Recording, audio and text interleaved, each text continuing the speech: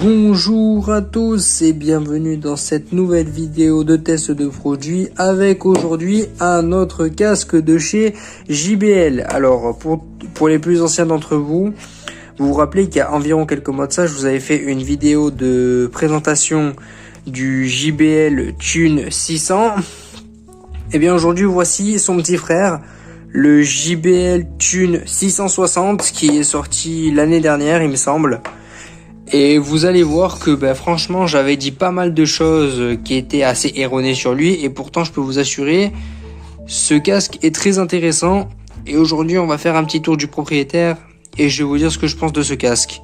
On va commencer par le design du casque. Excusez-moi, je pense que vous y voyez pas grand chose. On y retrouve à peu près un truc similaire à son grand frère, c'est-à-dire un casque qui se présente comme ceci. Excusez-moi pour les mouvements hasardeux. Donc je tiens mon téléphone et je filme avec l'autre main. C'est généralement pas très conseillé. Comme vous pouvez voir, vous avez tout simplement les deux oreillettes avec le logo JBL. Attendez, j'essaie de me mettre à la lumière. Voici, comme ceci, intégralement en plastique avec le logo JBL gravé dedans. Là où sur le Tune 600, il y avait tout simplement un modèle un petit peu mat, un petit peu brillant avec le logo JBL écrit dessus. Je préférais plutôt celui du Tune 600. Vous avez toujours les lettres L et R pour dire si c'est gauche ou si c'est droite, même si je préfère le rembourrage de ce casque là au Tune 600, son grand frère. Vous avez toujours l'arceau qui est réglable comme ceci. Hop. Vous avez toujours la possibilité de tourner les oreilles comme ceci. Hop. Excusez-moi, on fait avec les moyens du bord. Comme ceci, vous pouvez les tourner. Vous avez aussi la possibilité de les orienter telles quelles. Là, sur celle-ci, il n'y a rien. Mais sur l'oreillette de droite, il y a tous les contrôles. D'ailleurs, au niveau des contrôles, on est exactement sur les mêmes contrôles que sur son grand frère, le Tune 600. C'est-à-dire qu'ici, vous avez le bouton d'allumage. Hop, je fais le focus. Le bouton d'allumage ici. Vous avez juste à côté, on dirait un espèce de micro là ou des LED.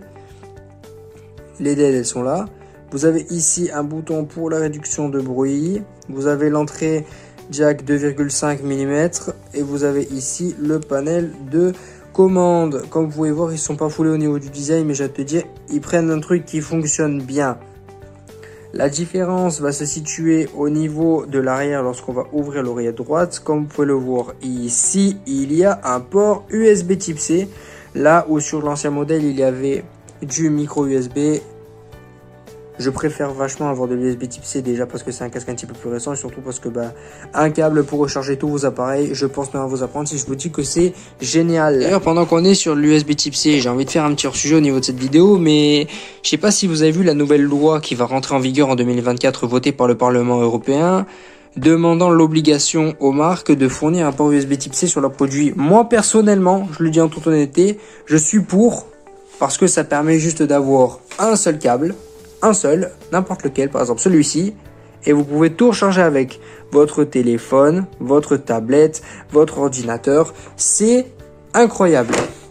Donc, au niveau du package, on est à peu près sur le même package que le modèle précédent. Je n'ai pas fait d'unboxing. Au niveau des câbles, vous avez un câble USB vers USB type C que je n'ai pas sorti de sa boîte, et vous avez la preuve juste devant vous, ce câble-là, un câble jack 3,5 mm qui se trouve ici, vers jack 2,5 mm que vous venez connecter au casque et que vous pouvez ensuite brancher sur tous vos appareils équipés d'une prise jack. Regardez par exemple mon ordinateur, comme vous pouvez voir, vous le branchez et hop, vous pouvez utiliser votre casque en filaire. Et voilà.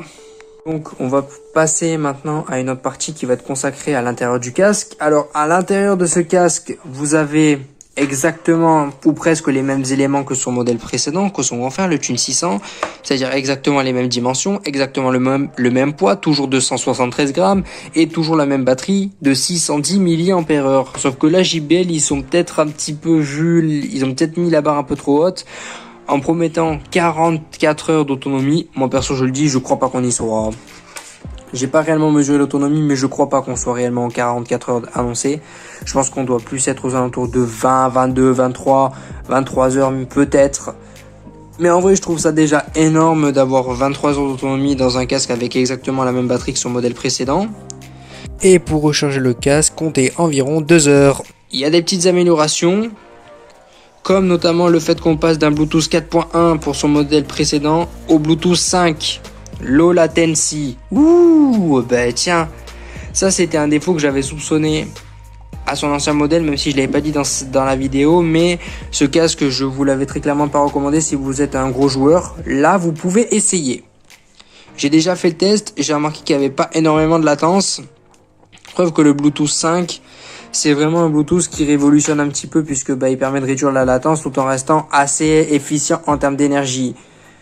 Au niveau du son, c'est toujours la même chose. Après tout, j'ai envie de vous dire pourquoi améliorer le son quand il était déjà très bon. Même si je pense qu'il y a peut-être eu des améliorations, même si moi perso je les ai pas vues. Au niveau de la réduction de bruit, puisque ce casque a de la réduction de bruit active annoncée sur le papier, dans les faits, ça fonctionne très bien. Après, de là à dire que c'est la meilleure réduction de bruit du monde, j'ai pas pu tester, mais je pense que pour un casque à ce prix-là, je crois qu'on n'aura certainement pas mieux malheureusement, mais ceci dit, c'est déjà pas mal.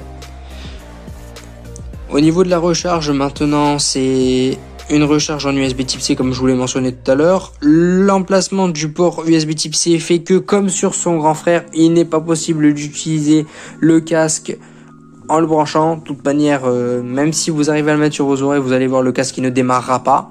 C'est triste, c'est vraiment triste. La réduction de bruit fonctionne très bien, activable via le bouton ou via le Bluetooth, disponible soit en connectant votre téléphone en Bluetooth, et d'ailleurs au niveau du Bluetooth, vous avez la fonctionnalité Google Fast Pair, que j'avais dit des conneries, j'avais dit que ça fonctionnait avec du NFC et que ça fonctionnait pas. La preuve étant totalement le contraire. Si vous voulez, je vais vous montrer. Voilà, pour éviter qu'il y ait du trucage, on va faire la manipulation ensemble. Je vais aller dans mes paramètres.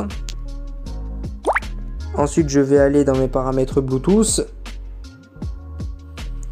Là, vous voyez, il y a mon casque ici. Je vais le dissocier en cliquant dans les paramètres ici et en cliquant sur dissocier. Voilà. Maintenant, je vais tout simplement démarrer mon casque. Voilà, le casque a démarré. Là, il va se mettre à chercher potentiellement mon téléphone, mais il va pas le trouver. Là, actuellement, il est en train de clignoter. Voilà, il est passé en fast pair. Et là, regardez, hop, il y a moyen d'appareiller cet appareil avec un protocole simplifié. Là, comme vous pouvez le voir, l'appareil est bel et bien appareil. Et là, vous avez un message sur Google qui vous demande si vous voulez l'enregistrer. Vous enregistrez. Et voilà. Donc bon. Voilà, et je m'étais un petit peu interrompu. Bien sûr, la réduction de bruit fonctionne aussi quand vous utilisez le casque en filaire. Il n'est pas possible, comme son grand frère, d'utiliser le casque en multipoint, c'est-à-dire d'avoir plusieurs appareils connectés, de pouvoir switcher d'un appareil à l'autre rapidement. Ça, il faudra le faire manuellement avec la connexion Bluetooth ou la connexion filaire, enfin surtout la connexion Bluetooth, parce que bon, la connexion filaire, c'est juste pour un appareil qui se connecte en prise jack. Ce casque est plutôt intéressant. Il est trouvable à peu près pour 75 €. Je trouve qu'en 2 ans ou en 1 an et demi, je ne sais plus exactement, il n'a pas énormément baissé de prix.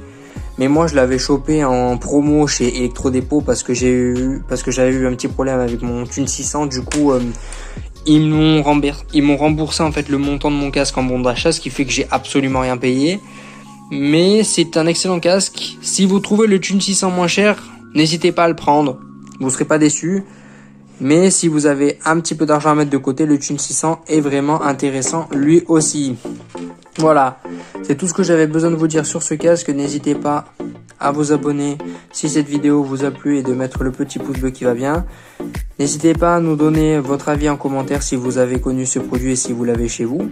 Si vous avez d'autres produits similaires et que vous trouvez tout aussi intéressants, n'hésitez pas à nous le mentionner dans les commentaires, ça pourra peut-être être utile, qui sait. Et moi sur ce, je vous retrouve très bientôt pour une nouvelle vidéo. Allez, salut!